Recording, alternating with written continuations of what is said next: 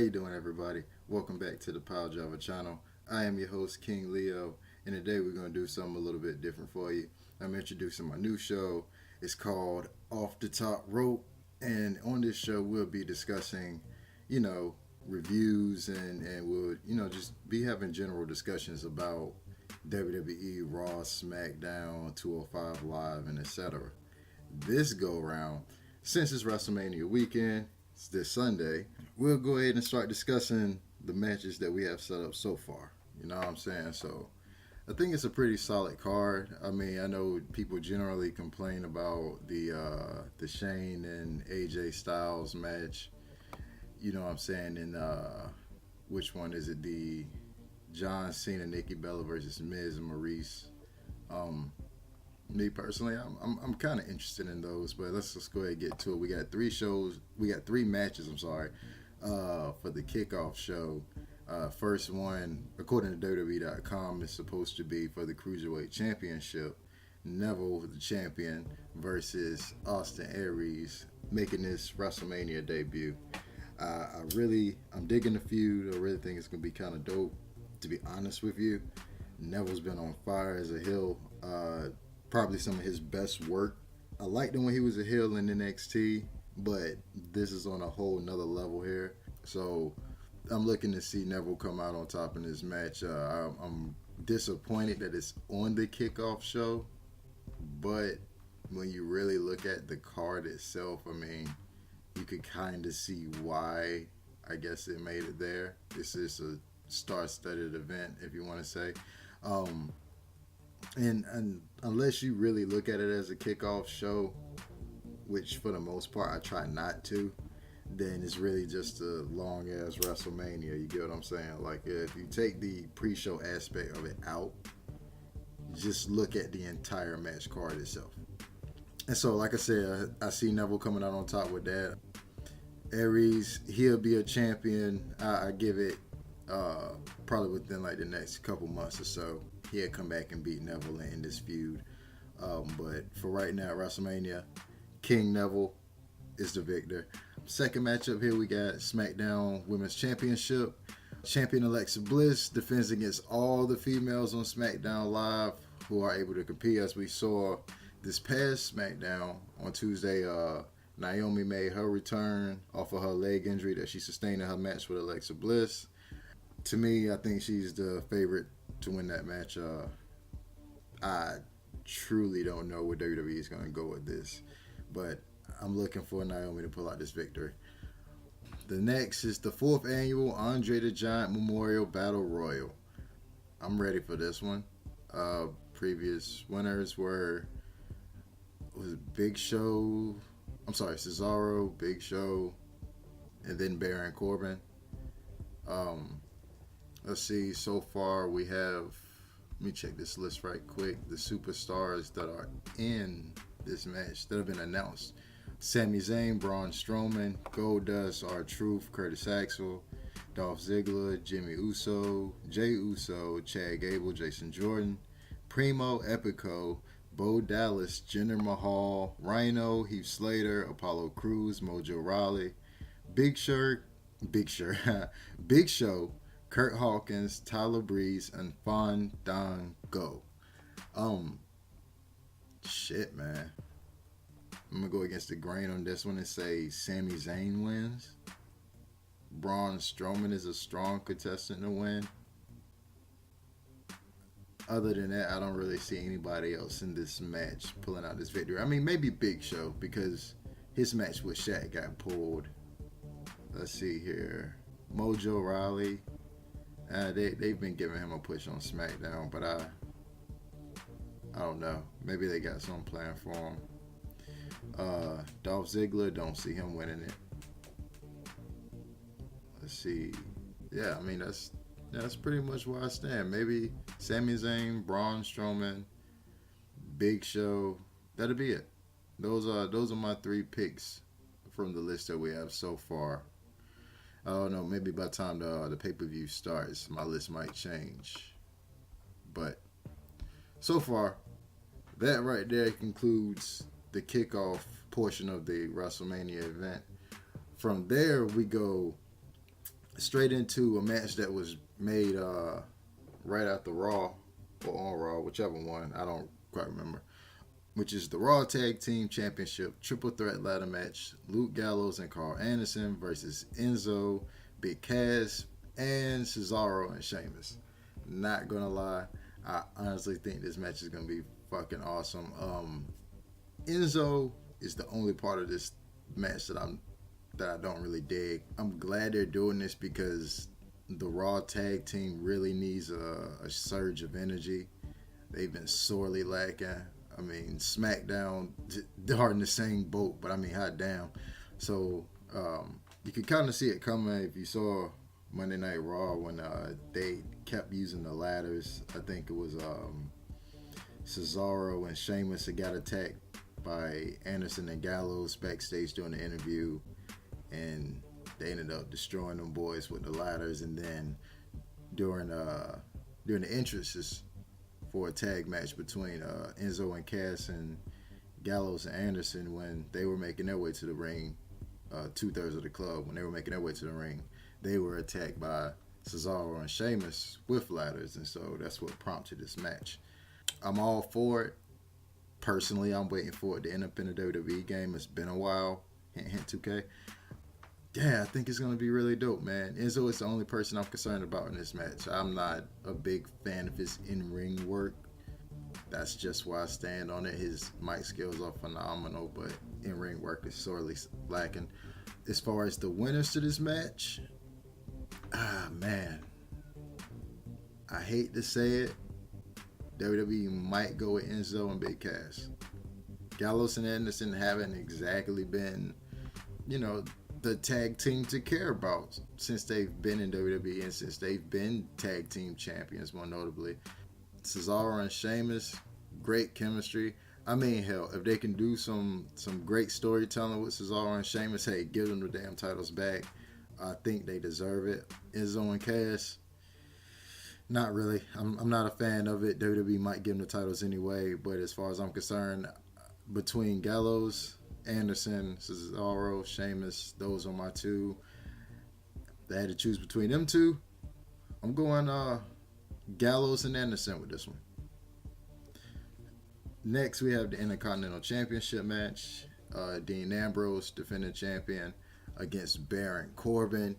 They've had an interesting feud, haven't they? I think my favorite part of this feud was the symbolism when Baron Corbin came through the entranceway and he was carrying Dean Ambrose, which ultimately led to a brawl and Dean Ambrose getting thrown into I don't know, where was it, the circuit board area, whatever the hell that shit was, and a whole bunch of sparks and stuff flew out. Baron Corbin caught him with a deep six and threw him into the tables. It was awesome.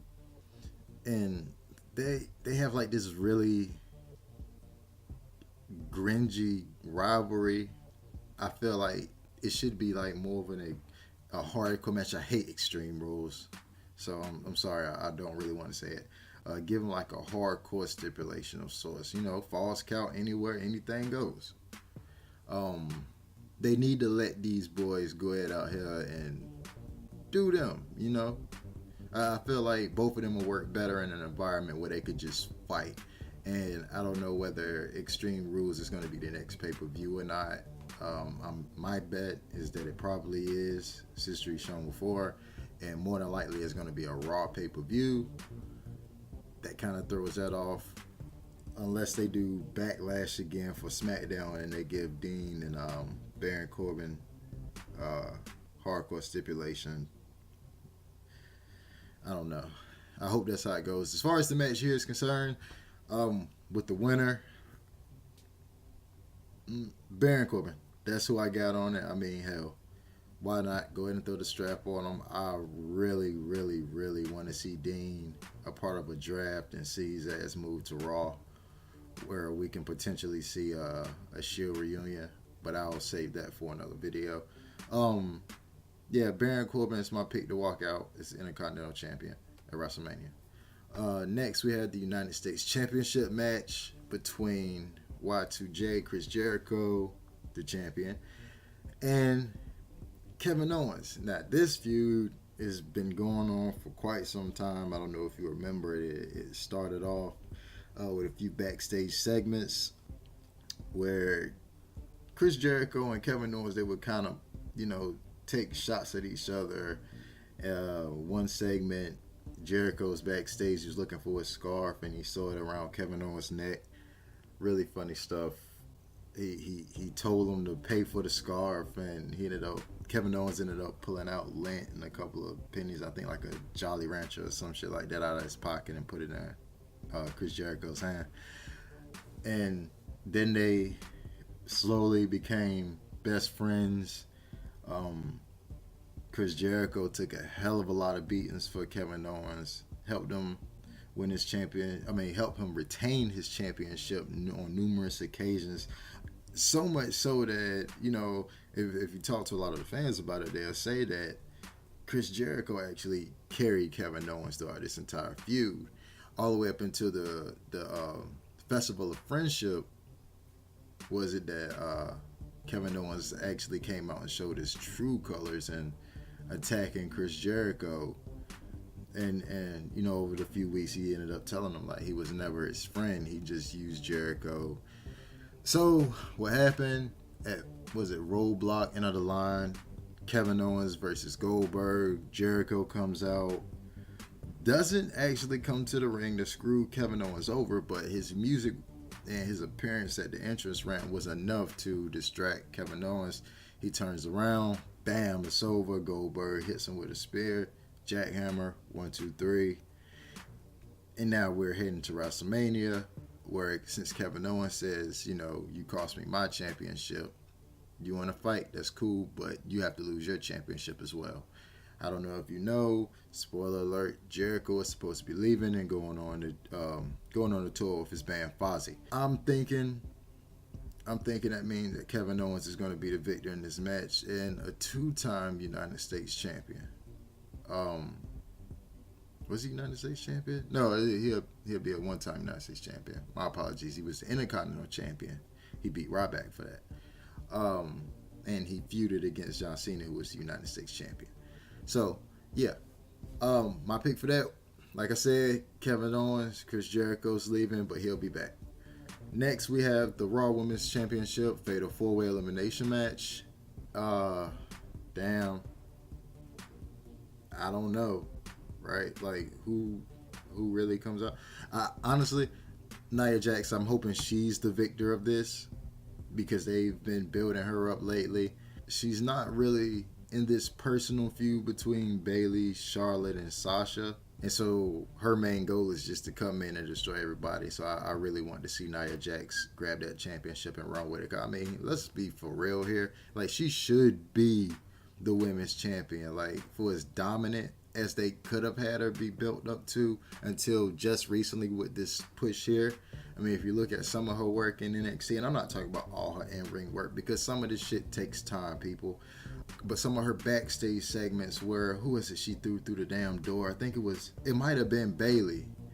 They had that backstage confrontation. I thought it was fucking awesome. Better than a lot of the guys shit, to be honest with you.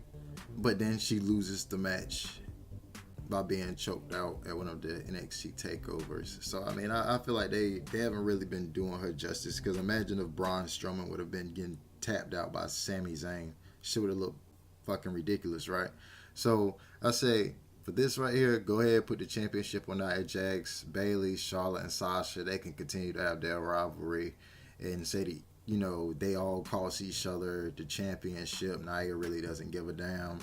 And we could bring in somebody fresh to challenge Nia Jax the day after WrestleMania. Try something new here. We have SmackDown Live Commissioner versus the phenomenal one, Shane McMahon versus AJ Styles. Yeah, AJ Styles made a very, very, very valid point in his interview on SmackDown Live when he told Shane McMahon, like, look, boy, I know that shit you used to, but this is not what you're used to. This is a regular match. You try any of that crazy shit, you're going to lose because you're going to get counted out. But if you want to do a whole bunch of high-flying shit, I can match you one and more. So, I mean, I'm interested in seeing how Shane's training will will show off his transition from his last match with Undertaker to this match, because these are really, like AJ Styles said, this is some different shit here. You talking about some real wrestling that AJ Styles can bring to the table and is going to bring to the table. We don't know Shane for that, but he's been training, so I'm anxious to see how this one go. I do not want to see Shane McMahon win. I do not. Nope. Hell no. AJ Styles, that's my choice. Sticking with it. Don't give a damn. Next, non-sanctioned match. Why don't they just call it no disqualification? What the fuck? So is it just a fight? Is it street fight? Because when you say it's a match, that means that it's sanctioned as a match. So is it? I don't know. Whatever. No disqualification match. Seth Rollins versus Triple H. Yeesh, boy. Man, I've always been a fan of Triple H. They don't call him the Cerebral Assassin for nothing. They call Seth Rollins the Architect because, according to Triple H, he bestowed that upon him. So, I'm going to have to say Triple H takes this victory because Seth Rollins has a handicap in his leg. But then again, if they want to do this WrestleMania right, Seth Rollins needs this win, because this is all vindication. You know what I'm saying? This is Seth Rollins getting some get back. He has to find himself. So, and like I said, I hope this ends up becoming one of these things where it brings the Shield back together. Next, we got. Oh, I don't think, did I say who I want to win this shit? Oh yeah, Seth Rollins. Seth Rollins is who I want to win this. That's my pick. I honestly felt like Triple H might be the winner. I want Seth Rollins to win this match.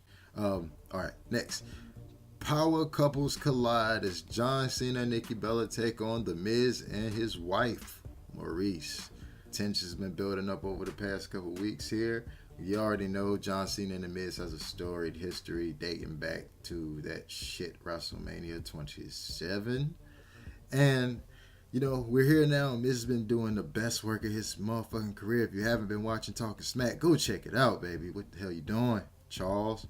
Who I want to win this match here? Miz and Maurice. Maurice and Miz. They need this. Please, please, please give them this victory. John Cena and Nikki don't need this shit.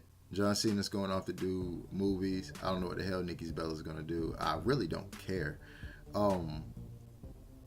And that's kind of where I stand on it. I mean, they can still end it off, with John Cena and Nikki Bella, still getting married after they lose, because John Cena is not going to go out on a sad note. He can still pop the question after it's over, making Maurice. Call him that now. Making The Miz and Maurice look like a couple of assholes. A couple of the shit that John Cena was saying on SmackDown that I won't repeat. So we can have it that way. So that way nobody truly loses. Miz and Maurice get a WrestleMania victory. And John Cena and Nikki Bella gets engaged. They all win. Next, we have the WWE Network. Damn, they call it the Phenom versus the Big Dog. I really dislike the fact that they call Roman the Big Dog. And he comes out wearing red from time to time. So the only thing I can think is the Big Dog red. 2 and 2 together, you get Clifford. So Roman is like Clifford of Raw. But I digress. Undertaker versus Roman Reigns. This was really, really weird because it was like Roman and Braun Strowman had a thing going on. I remember a couple of reports that was stating how, it would be Braun versus Undertaker, and inevitably Undertaker turned that match up and landed him in a match with Roman. I damn sure do not want to see this in any shape, form, or capacity at all. But if I may do a little bit of fantasy booking here, this could be where we get that Roman heel turn, where I know a lot of people were saying, hey, Cena should go against Undertaker, and then Cena can have his heel turn. Well, WWE might take that route with Roman. I mean, have Undertaker win.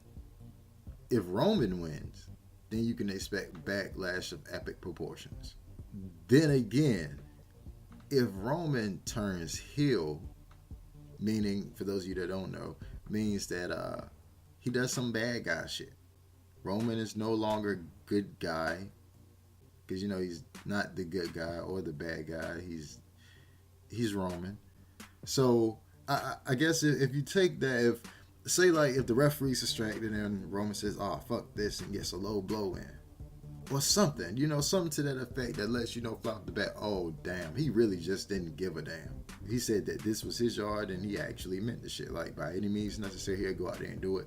Then he'll get that fan reaction that he's so deserving of, with all the boos and shit. Because if you're not watching the television and you never seen it before, and you just hear this shit, you would think he was the bad guy. So why not go ahead and pull the trigger, WWE? Make Roman Reigns that bad guy. Still, I do not want to see him beat Undertaker at WrestleMania. I mean, have Undertaker win, have Roman Reigns attack Undertaker after WrestleMania. Alright? Leave it at that. Then Roman can show up Monday, the following Monday night at Raw, and the crowd can boo the fuck out of him, and he'll be the number one heel in the company, I assure you. Next match, we have the Universal Championship match. Goldberg, the defending champion, versus the Beast, Brock Lesnar. Yeah, so Goldberg just been running through Brock Lesnar since he's been back. It's no secret. But the story here is what I believe is going over a lot of people's head. Brock Lesnar is going to beat Goldberg as at WrestleMania. I'm telling you, I see that shit coming. I feel it, baby. Yeah, I feel it. You know what I'm saying? Like, Brock Lesnar's fucked up. He got to be smart about his shit. If you notice, every time, he rushes Goldberg. That's what you don't do. Kevin Owens tried to outsmart Goldberg, and I take that word try back. He outsmarted Goldberg, but he didn't outsmart Jericho. And that's what cost Owens the title. He stayed outside the ring the entire time. You can see Goldberg getting a little frustrated, agitated. He was ready. And that's what Goldberg wants to do. He just wants to go ahead out there and get the shit done. He said in a recent interview about people complaining about his moveset, and he said, why do I need more than 2 moves? Nobody's kicking out of those shit. I don't need to go out here and have a 15, 20 minute, 30 minute long match. And I mean, to be honest, there are a couple people that could fight for a long time. And then there's other people who just knock people out. Mike Tyson was just knocking people out. And I know this is wrestling, but look at it in that context. Goldberg was known and was built as the knockout artist of sorts. Get what I'm saying? So that's what he does. You just have to work a strategy around it. Hence why Kevin Owens tried to push him to come forward instead of rushing in so that he wouldn't get knocked out. Now, when Kevin Owens was ready, Jericho's music hits, he gets distracted, Goldberg picks up the championship. Brock Lesnar, on the other hand, was just rushing straight in. Either way, 2 things that you don't do. Hope Lesnar learned his lesson. On Raw, call Goldberg out, Goldberg comes out, Lesnar runs in, Goldberg spears him, and now we're waiting for WrestleMania. You got to do better, Lesnar. You got to do better. I'm hoping maybe Lesnar does the same thing. I think Michael Cole called it Michael. I think he referred to it as like the shark in the water, how Lesnar walks around the ring and stalks the opponent. Not so much as in the way that Kevin Owens did it, but maybe so much that it actually just triggers something in Goldberg. I don't know. Or maybe they just do it traditional and just go right into the match. But I want Lesnar to piss Goldberg off. I want Goldberg to come rushing in for a spear and to get caught with a Kimura. Straight like that. Because nobody is expecting that. When was the last time you seen Goldberg tap? Alright. So, Lesnar is known for snapping motherfuckers' arms. We've seen him do it to Triple H twice. Didn't he get Shawn Michaels too? He got John Cena. Why couldn't he get Goldberg? So I think that'll be interesting. Nobody see that shit coming. They see him go in, and they see him connect with the Spirit, and the crowd will go fucking crazy because they're like, yo, that's it. Oh, that's it. He got him. How many people you think gonna lose bets that night? I mean, if you're betting on wrestling, whatever. I'm just saying. I'm going with Lesnar for this one. If it's not a quick match, then I'm really going with Lesnar on this one. A couple of suplexes here or there, maybe 2 F5s. Then again, maybe Goldberg could surprise the world and end up taking 3 F5s. But I do not see Goldberg winning that match. Lesnar's the champion by the end of WrestleMania. Next, we have the WWE Championship match. The defending champion, Bray Wyatt, versus the Viper, Randy Orton. This is a weird-ass feud, ain't it, folks? Randy Orton won the Royal Rumble, but he was still a member of the Wyatt family. Passed his opportunity up to face Bray Wyatt at WrestleMania, because for those who don't know, if you win Royal Rumble, which is a 30-man over-the-top rope battle royal, if you win the Royal Rumble, then you get a championship opportunity at the following WrestleMania. Well, Randy Orton, being a member of the Wyatt family, which at the time was composed of the leader Bray Wyatt, Randy Orton, and Luke Harper, Randy Orton says, I don't want to fight you. As long as, as long as you are my master, then, I won't challenge you for the title. And then we go through this bullshit where SmackDown does this battle royal of its own to determine who's going to face Bray Wyatt. AJ Styles and Luke Harper, now, according to WWE, both hit the floor at the same time. Those of us with 2 eyes and the motherfucking common sense saw Luke Harper ass hit the damn floor first. I'm sorry. So AJ Styles hit the floor first because Luke Harper was the one that suplexed him off of the side of the apron. So WWE continuity, they made it seem as if both of these guys hit the floor at the same time, and so the following week they would go in a one-on-one match to determine who would face Bray Wyatt at WrestleMania. With that, AJ Styles ended up winning. He beat Luke Harper. And we would find out that AJ Styles would... AJ Styles would have a backstage segment, if I'm not mistaken. And by the end of that SmackDown, Bray Wyatt won his match. And Randy Orton pops back the fuck up and says, yo, I'm coming for your title. I'm not quite sure why that's happening, because he just gave up his championship opportunity, that is. And so now he's going after the title. AJ Styles is like, wait a motherfucking minute, I want my spot. Long story short, we get to the following week, AJ Styles, Randy Orton, phenomenal match, but the Viper strikes, Randy Orton wins. After that, I believe Bray Wyatt is in the match. Orton comes out and burns Bray Wyatt's house down, his compound. He burns the house down. Sister Abigail's grave. They do this weird thing where Bray Wyatt ends up bathing in Sister Abigail's ashes, and Orton is rubbing his face against a stake and shoving it into a ground. And now Sister Abigail lives in Bray Wyatt, which is really, really weird, because I don't know if you've seen these vignettes.